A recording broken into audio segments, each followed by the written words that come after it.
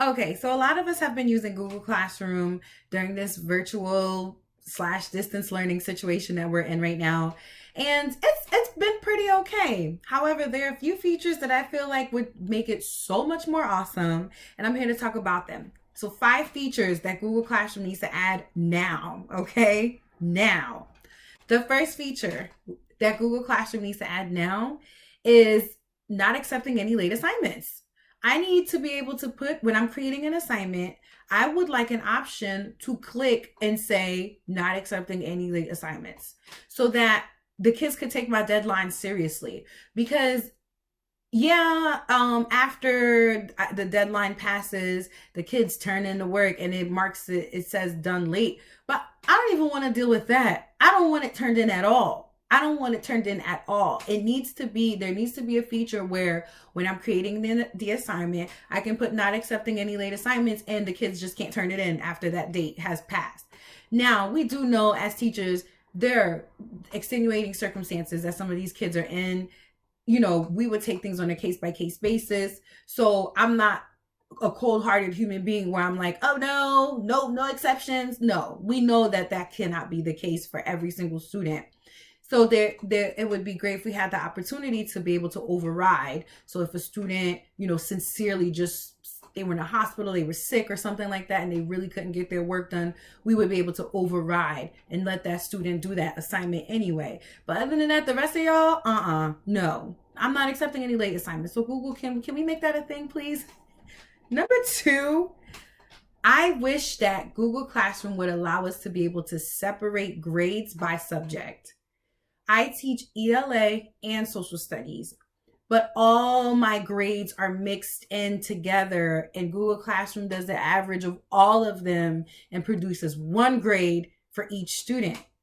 I don't want it like that. I want to know my ELA grade and I want to know my social studies grade. And so do the parents. Some parents want specific grades. They want to know exactly what the kid got in each subject. And I can't always tell them because all the grades are mixed up together. Another thing is, my district does not accept grades coming out of Google Classroom. They want grades coming out of their preferred grading system, which means I have to transfer all my grades to Google Classroom to my district's preferred grading system.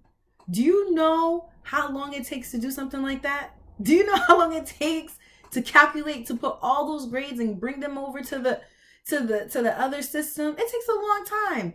So Google Classroom, if you made it where I could get my grade, the specific grade per subject, that would make our lives so much easier. And another thing is, what's the point of being able to label an assignment for each, what's the point of being able to label an assignment ELA or social studies or math or science if they're all going to be mixed into one grade anyway?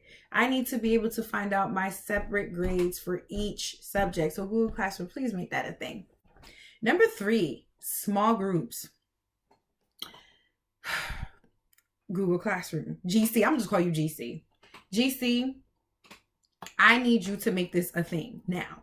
If you don't do anything else on this list, this is the one that you need to do right now. Now that I'm getting the hang of working online and things, I'm feeling a little bit more comfortable differentiating assignments. However, it is annoying when I have to go through my class list and click every single student that I would like to have this assignment. Why can't I just put them in a group, a small group? And so when I'm ready to assign a certain assignment to a certain group of kids, I can just click, bam, their group, okay?